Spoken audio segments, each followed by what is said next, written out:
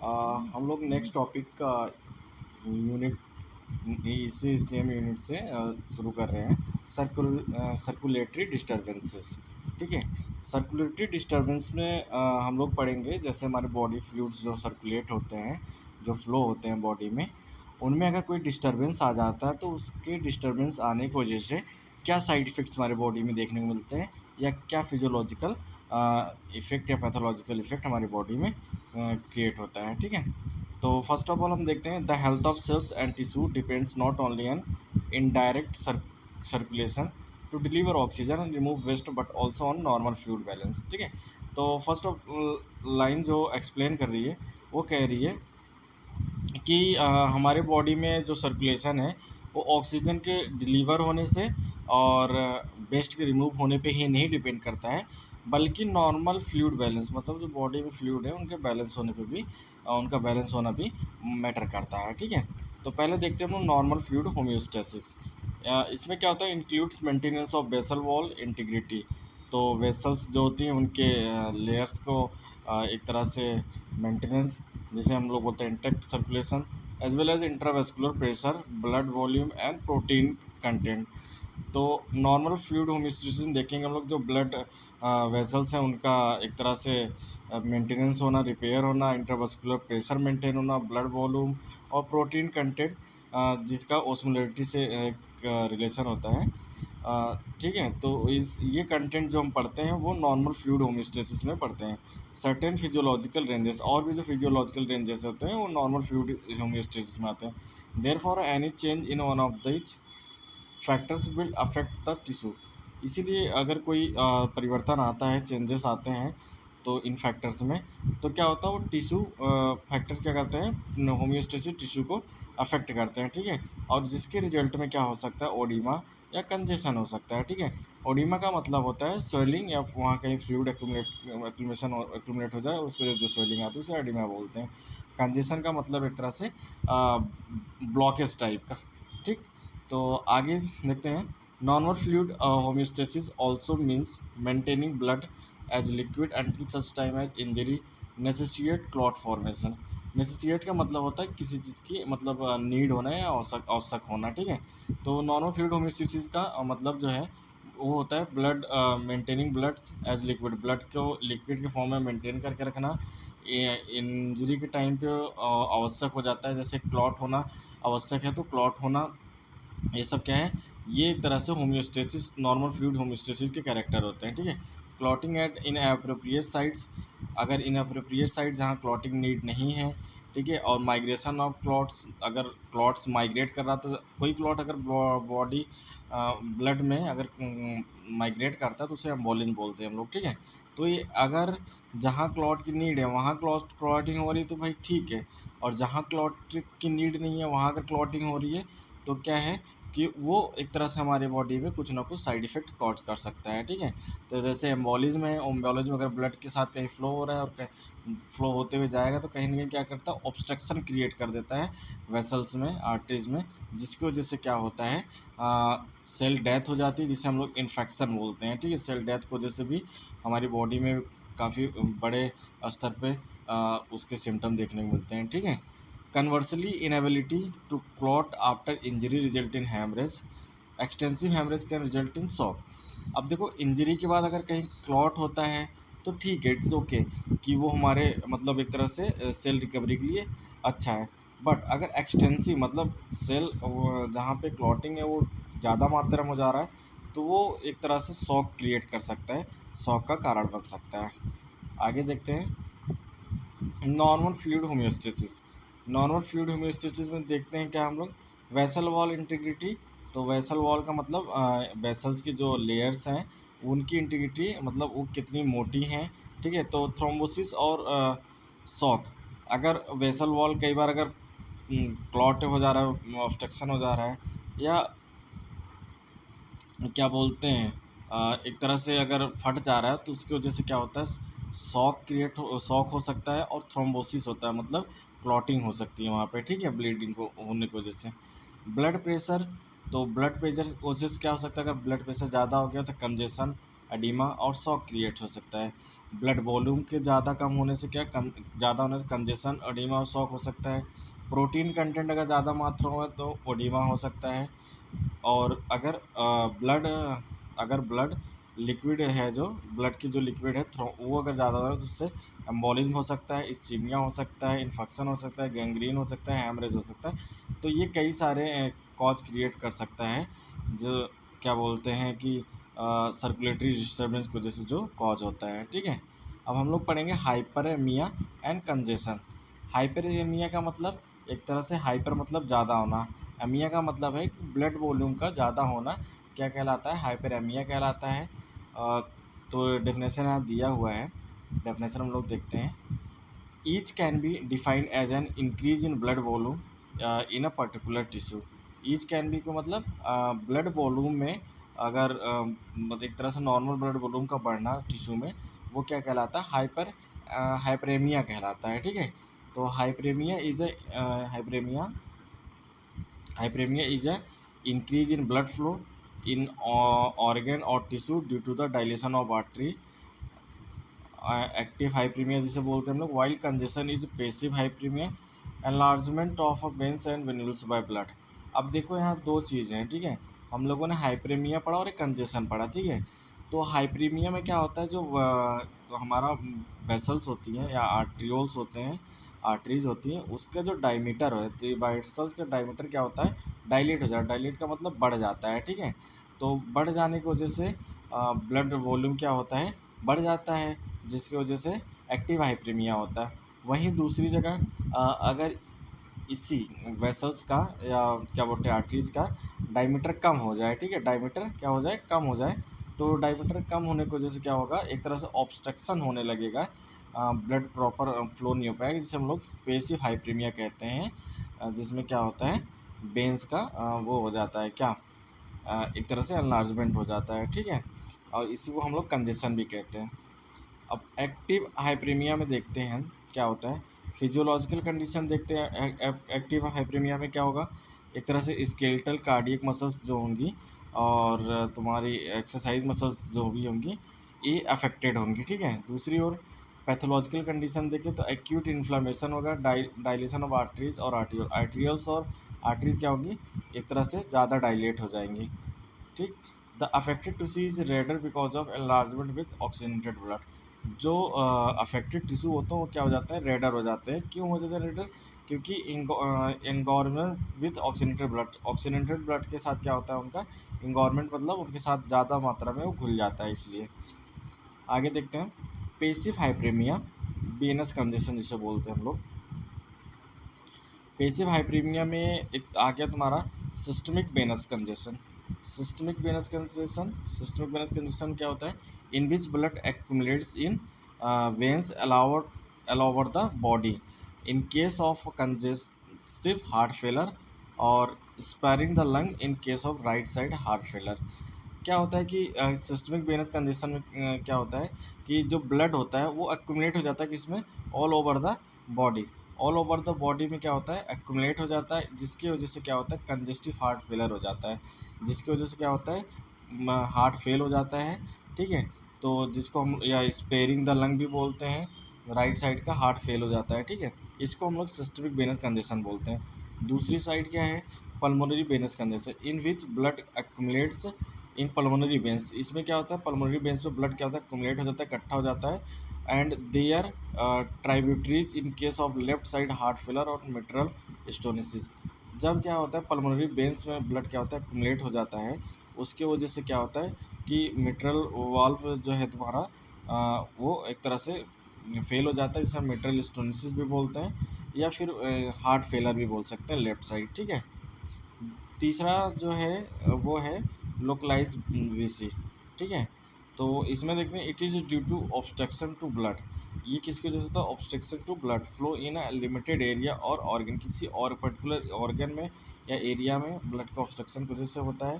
ठीक है, तो क्या होगा, एक्यूट एज मैकेनिकल ऑब्स्ट्रक्शन और वेनस थ्रोम्बोसिस।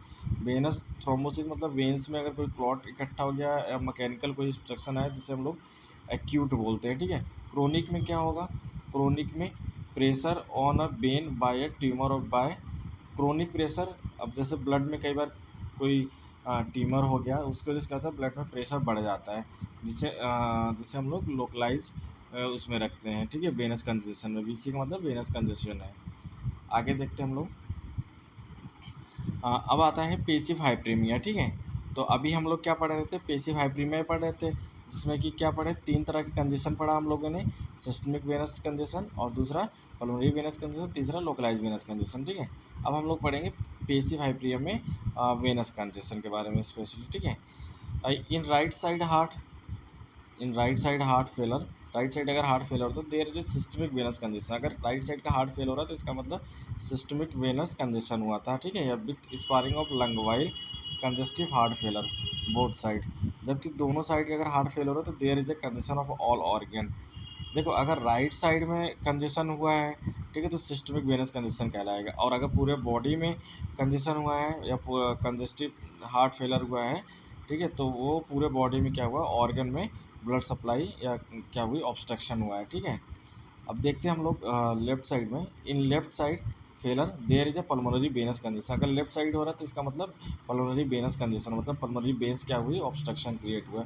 बट लेटर बाद में इट में कॉज अ पल्मोनरी हाइपरटेंशन, बाद में क्या करता है ये, इसकी वजह से पल्मोनरी में हाइपरटेंशन, मतलब पल्मोनरी वेन्स में हाइपरटेंशन, मतलब प्रेशर ज़्यादा बढ़ जाता है ब्लड का, ठीक है, leading to right side heart failure. इसकी वजह से क्या होता है, राइट साइड का हार्ट फेलर होता है। जैसे इसका एग्जांपल है congestive heart failure, congestive heart failure बोलते हैं, ठीक है।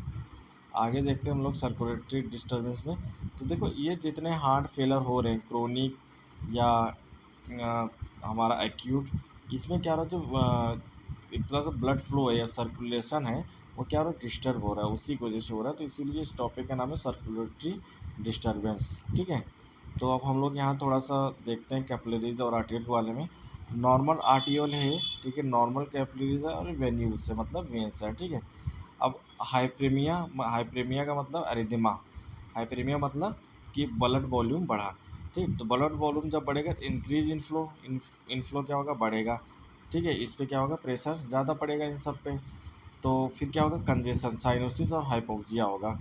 अब इतना ज़्यादा अगर प्रेशर पड़ेगा तो साइनोसिस हाइपोक्सिया मतलब ऑक्सीजन की डिफिशियंसी होने लगी इसमें, ठीक है। तो उसकी वजह से क्या होगा, लोकल ऑब्स्ट्रक्शन क्रिएट होगा, inside and outside congestive heart failure.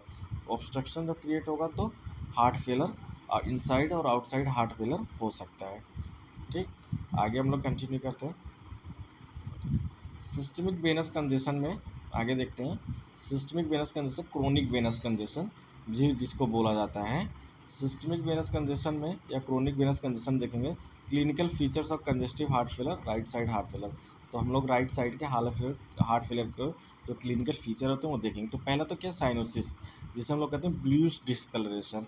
Bluish discolouration का मतलब जो हमारी वेसल्स होंगी वो उसमें, और जो ब्लड होगा पूरा ब्लू हो जाएगा, ठीक है, ब्लू करके दिखेगा। In lips and nails due to the presence of reduce blood deoxygenated blood. तो नेल्स और लिप्स जो है वो क्या हो जाएंगे, ब्लू कलर के दिखाई देंगे। क्यों देखेंगे भाई, डीऑक्सीजनेटेड ब्लड की मात्रा वहाँ क्या हो जाएगी, ज़्यादा हो जाएगी, और एक तरह से ऑक्सीजनेटेड ब्लड की मात्रा कम हो जाएगी, उससे क्या होगा, ब्लू कलर का दिखने लगेगा, जिसे हम लोग साइनोसिस बोलते हैं, ठीक है। कंजेस्टेड, अब हम लोग देखते हैं कंजेस्टेड प्लस्टिंग, क्या बोलते हैं, pulsating neck veins due to the increase venous pressure. Venous pressure बढ़ने की वजह से क्या होता है, कंजेस्टेड पल्सेटिंग नेक वेन्स होता है, ठीक है। और उसके बाद अगला है एडिमा और लोअर लिम, मतलब नीचे स्वेलिंग लोअर लिम में, पैरों में, due to the increase venous pressure. Venous pressure बढ़ने की वजह से क्या होता है, एडिमा होता है लोअर लिम में, ठीक है।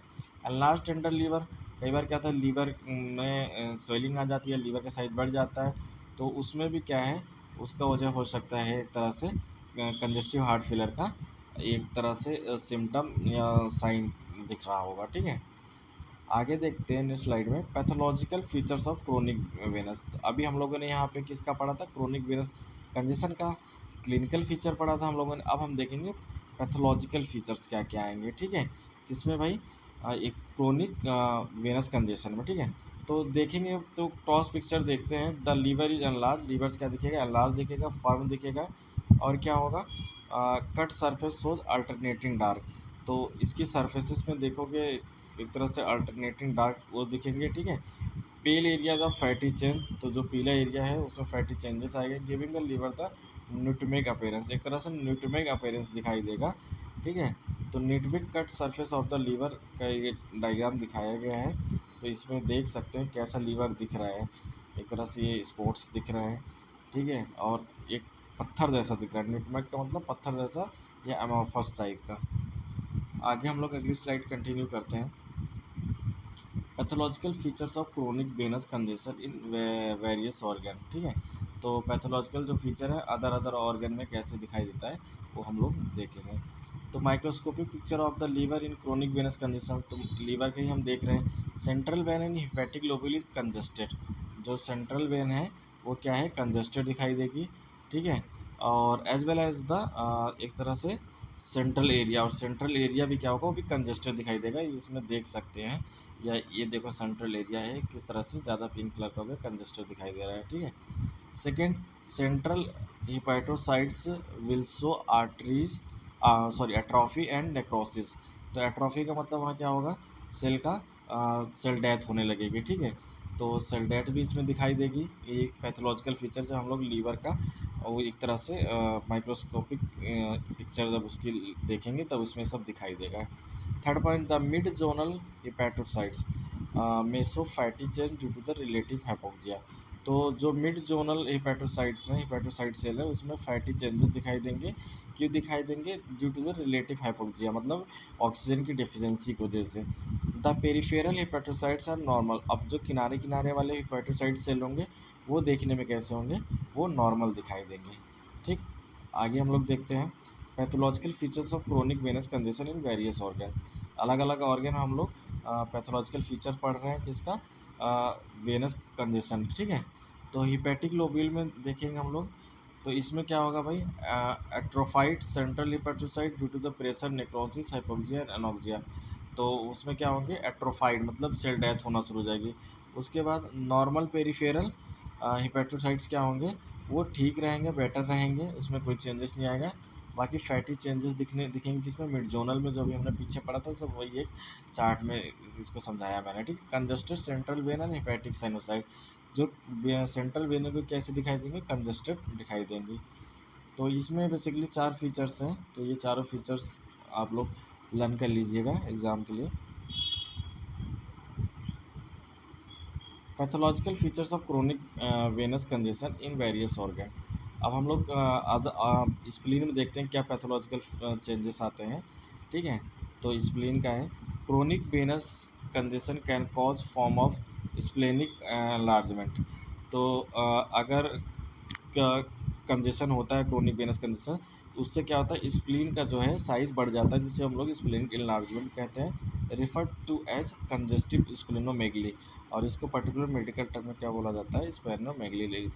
ठीक है, स्प्लीन के साइज के बढ़ने पर। Cause of splenic venous congestion, splenic venous congestion क्या कॉज होते हैं, तो पहला कॉज तो होता है सिस्टमिक और सेंट्रल वेनस कंजेशन। तो सिस्टमिक क्या होता है, सिस्टमिक और सेंट्रल वेनस जो है वो कंजेस्टेड हो जाते हैं and counted in right side heart failure, इसकी वजह से क्या होता है, राइट साइड हार्ट फेल हो जाता है। ठीक है, it produce moderate enlargement of spleen that rarely exceed 500 ग्राम। इसकी वजह से क्या होता है, स्प्लीन का साइज 500 ग्राम अराउंड बढ़ जाता है या वेट बढ़ जाता है। ठीक है, सेकेंड जो कॉज है इसका वो है इंट्राहिपैटिक, इंट्राहिपैटिक cause that retard portal venous drain as in various form of cirrhosis or in bilateral periportal fibrosis। तो देखो इंट्राहिपैटिक क्या है, ये कॉज करता है जो पोर्टल वेन्स ड्रेनेज होती हैं। ठीक है, उसमें क्या कहता है, सिरोसिस कॉज कर देता है, क्या बना देता है, सिरोसिस बना देता है, या बोले तो बिलहार्जिरल पेरीपोर्टल फाइब्रोसिस, वहाँ कई सारे फाइबर आके कलेक्ट हो जाते हैं। तो इसकी वजह से क्या होगा, स्ट्रिकिंग होती है। ठीक है, कंजेस्टिव स्प्लेनोमेगली है, इसकी वजह स्ट्रिकिंग की वजह से क्या होता है, जो स्प्लीन है वो कंजेस्टेड हो जाता है, मतलब कंजेशन होने लगता है, उसमें ब्लॉकेज आने लगते हैं। The weight of the spleen can reach to 500 का, इसकी वजह से वेट जो है स्प्लीन का वो बढ़ जाता है, 500 ग्राम अराउंड हो जाता है। थर्ड पॉइंट जो है इसमें, जो थर्ड कॉज है वो है extra hepatic disorder that obstruct the portal of splenic veins. तो ये क्या करता है, जो पोर्टल वेन और स्प्लेनिक वेन्स होती हैं उसको ऑब्स्ट्रक्ट करता है, ब्लॉक करते हैं, इसकी वजह से स्प्लेन को प्रॉपर ब्लड नहीं मिल पाता है और स्प्लेन क्या होता है, उसका साइज एनलार्ज हो जाता है। पैथोलॉजिकल फीचर्स आगे कंटिन्यू करते हैं। ठीक है, तो अब हम लोग स्प्लीन का एक ग्रॉस पिक्चर देखेंगे, ये इसमें ऐड है।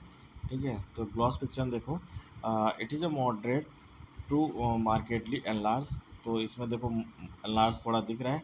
ठीक है, firm with a deep red to grey red cut surface, red surface cut surface इसमें दिखाई दे रहे हैं ना। ठीक है, द कैप्सूल इज थिकन, जो कैप्सूल्स होते हैं वो क्या होते हैं, वो थिक हो जाते हैं। माइक्रोस्कोपिक पिक्चर में देखे ज़रा हम, अभी तो हम लोगों ने क्या देखा, ग्रॉस पिक्चर देखा, तो माइक्रोस्कोपिक पिक्चर ये तुम्हारा ये माइक्रोस्कोपिक पिक्चर है। ठीक है, इसमें क्या दिख रहा है, the sinusoids of red pulp are dilated. जो रेड पल्प है, ये रेड पल्प जो बन रहे हैं वो क्या है, डायलेट हो गया, उनका डायमीटर कम हो गया एक तरह से। ठीक है, और their walls are thicken by fibrous tissue, ये तो ऊपर का ही है तुम्हारा। Hemorrhage may occur that will result in liberation of hemosiderin granules from the hemolyzed RBCs that will undergo fibrosis with formation of fibrotic nodules। तो देखो इसमें क्या होता है, हेमरेज मतलब कुछ ब्लीड कर जाता है, जिसकी वजह से क्या होता है, हेमोलाइज्ड होते, कुछ आरबीसी सेल्स उसमें होती हैं। ठीक है, और कुछ ग्रेनुअल्स क्या होते हैं इसमें फॉर्म होने लगते हैं। ठीक है, तो आगे हम लोग देखते हैं, ये हम लोगों ने इसमें यहाँ दो चीज़ों के बारे में पढ़ा, एक तो माइक्रोस्कोपिक पिक्चर के बारे में पढ़ा, और दूसरा हम लोगों ने क्या किसके बारे में पढ़ा, क्रॉस पिक्चर के बारे में पढ़ा। दोनों के मैंने दिखाया क्या क्या अंतर है, मैंने मार्क करके दिखाया उसको। ठीक है, आगे कंटिन्यू करते हैं।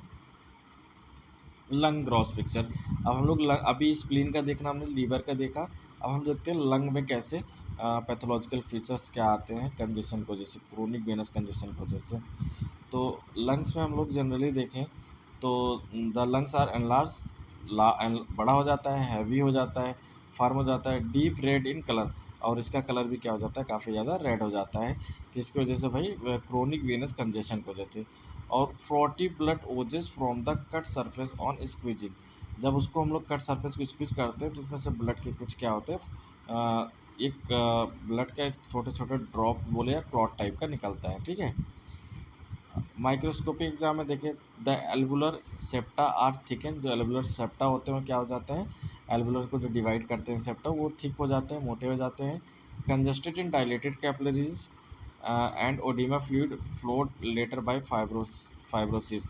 देखो जो उनके एल्वुलर सेप्टा वो क्या हो जाएंगे, थिक हो जाएंगे, उसके बाद कंजेशन को जैसे कैपिलरीज क्या हो जाएंगी, डायलेटेड हो जाएंगी। ओडिमा मतलब स्वेलिंग आ जाएगी, कहाँ भाई, क्यों आएगी, फाइब्रोसिस को, जैसे फाइबर्स कलेक्शन हो जाएंगे। ठीक है, इसके result of micro haemorrhages the एल्बुलाई कंटेन एडिमा। अब माइक्रो हेमरेज मतलब छोटा मोटा एक तरह से ब्लड ब्लीड होने की वजह से क्या होता है, एल्बुलाई में एडिमा मतलब स्वेलिंग आ जाती है, एक तरह से फ्लूइड कलेक्ट हो जाता है वहाँ पे। उसके बाद क्या होता है, आरबीसी आइदर इंटेक्ट और हीमोलाइज्ड। तो उसके बाद आरबीसी क्या होती हैं, हीमोलाइज्ड होती हैं या हीमोसाइड्रिन लेडन मैक्रोफेज। आरबीसी मतलब क्या होती है, हीमोलाइज्ड मतलब ब्लड थोड़े थोड़े छोटे छोटे उसमें ब्रेक होती हैं। ठीक है, और हार्ट क्या होता है, हार्ट फेलर सेल्स या क्या बोलते हैं, हार्ट फेल होता है बाद में अगर ऐसे हीमोलाइज हो जाती हैं आरबीसी किस में, लंग्स में। तो ये डायग्राम देख सकते हैं, दो एक डायग्राम लगे हैं इसमें। ठीक है, एक हार्ट फेलर सेल्स हैं ये जो दिखाई दे रही हैं। ठीक है, हार्ट फेलर सेल्स हैं।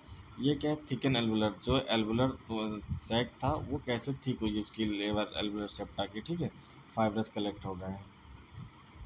Pathological feature of chronic venous congestion in various organ. ठीक है, अब लीवर देखा हमने, लंग्स देखा, स्प्लीन देखा, अब हम किडनी में देखते हैं किडनी में क्या पैथोलॉजिकल चेंजेस आते हैं। तो किडनी में क्या होता है, क्रॉस पिक्चर अगर देखें इसका, तो kidneys are slightly enlarge, size बढ़ जाता है किडनी का। ठीक है, साइज क्या होता है, बढ़ जाता है। और कंजेस्टेड कट सरफेस, जो सरफेस होते हैं वो कंजेस्टेड दिखाई देते हैं थोड़ा। माइक्रोस्कोपिक पिक्चर देखेंगे तो कन्वोल्यूटेड ट्यूब्यूल्स से क्लाउडी चेंज, तो कन्वोल्यूटेड जो ट्यूब्यूल हैं जिसमें proximal convoluted tube, distal convoluted tube जाते हैं ना, वो थोड़ा कैसे दिखाई देंगे भाई, क्लाउडी दिखाई देंगे, जिससे फैटी चेंजेस दिखाई देगा। क्यों दिखाई देगा, हाइपोक्सिया की वजह से और ऑक्सीजन की डिफिशियंसी की वजह से। ठीक है, तो इसमें देखते हैं जैसे other organ as brain, adrenals, stomach and intestine also show congestion. और भी ऑर्गन जो है, ब्रेन हो गया, इंटेस्टाइन हो गया, या स्टमक हो गया, ए भी क्या दिखाएगा, एक तरह से इसमें भी कंजेशन देखने को मिलेगा। ठीक है, तो आगे हम लोग देखते हैं थ्रोम्बोसिस। थ्रोम्बोसिस का मतलब एक ब्लड के फॉर्मेशन, ठीक है, ब्लड क्लॉट का फॉर्मेशन होना। तो थ्रोम्बोसिस में देखो क्या definition, thrombosis is the formation of blood clot. Blood clot का बनना क्या कहलाता है, थ्रोम्बोसिस कहलाता है। ठीक है, थ्रोम्बस क्लॉट, थ्रोम्बस का मतलब क्लॉट होता है। इन एन यानी इंजर्ड वेसल और थ्रोम्बोटिक ऑक्लूजन और वेसल आफ्टर माइनर इंजरी। तो थ्रोम्बोसिस क्या है भाई, ब्लड फॉर्मेशन, ब्लड क्लॉट के फॉर्मेशन को अनइंजर्ड जगहों पे होना क्या कहलाता है, थ्रोम्बोसिस कहलाता है। The thrombus is formed of blood elements, जो थ्रोम्बस बना होता है वो ब्लड एलिमेंट्स के ही बना होता है। Essentially platelets that develop inside the cardiovascular system during life. तो ज़्यादातर क्या होता है, प्लेटलेट्स होती हैं जो वो क्या होती हैं, डेवलप होती हैं कार्डियोवैस्कुलर सिस्टम के, मतलब इनसाइड, कार्डियोवैस्कुलर सिस्टम के इनसाइड में क्या होता है, ड्यूरिंग लाइफ ये जो डेवलप होती हैं प्लेटलेट्स होती हैं ज़्यादातर, जो थ्रोम्बस या क्लॉटिंग का फॉर्मेशन करती हैं। ठीक है, टाइप्स ऑफ थ्रोम्बाई देखे थे हैं, तो 3 टाइप के थ्रोम्बाई होते हैं। पहला तुम्हारा हो गया pale thrombus in a flowing blood as in cardiac chamber और इन आर्टरीज। तो ये थ्रोम्बस कहाँ होता है भाई, जो ब्लड फ्लो हो रहा होता है कार्डियक चैम्बर में हो सकता है और आर्टरीज में हो सकता है। ठीक है, फाउंड मेनली ऑफ प्लेटलेट्स, क्या क्या बनाता है, ज़्यादातर ये प्लेटलेट्स को जैसे बनता है। ठीक है, फर्म पेल रेडिस ग्रे, तो ये देखने में अपीयरेंस कैसा होगा, पेल रेडिस ग्रे दिखेगा ये। ठीक है, दूसरा देखें तो रेड थ्रोम्बस, ये क्या आता है, ये stagnant blood adjustment to complete vascular occlusion. ये जो थ्रोम्बस होता है ये कंप्लीट ब्लड ऑक्लूजन में दिखाई देगा। ठीक है, और formed of fibrin entrapping RBCs leucocytes and platelets. इसमें क्या है, जो फॉर्म्ड फिब्रिन एंट्रैपिंग आरबीसीज जो होती हैं ल्यूकोसाइट से होती हैं, प्लेटलेट्स इनको क्या करता है, ये उनके थ्रू बनता है। सॉफ्ट डार्क रेड एंड जिलेटेनियस, देखने में अपीयरेंस कैसा होगा इसका, सॉफ्ट होगा, डार्क होगा। ठीक है, और जिलेटेनियस टाइप होगा। तीसरा देखते हैं mix thrombus in a slow flowing blood usually in veins and arteries. तो ये ज़्यादातर कहाँ, जहाँ स्लो फ्लोइंग ब्लड होते हैं, जहाँ ब्लड का फ्लो क्या होगा, स्लो होगा, ज़्यादातर वेन्स और आर्टरीज में। ठीक है, formed of alternating layers of platelets, ये बनता है किसकी वजह से, अल्टरनेटिंग प्लेटलेट की लेयर के फॉर्मेशन की वजह से। And fibrin entrapping RBC and leucocyte, fibrin RBC entrap होती है जब फिब्रिन से और ल्यूकोसाइट से, उसकी वजह से भी बनता है।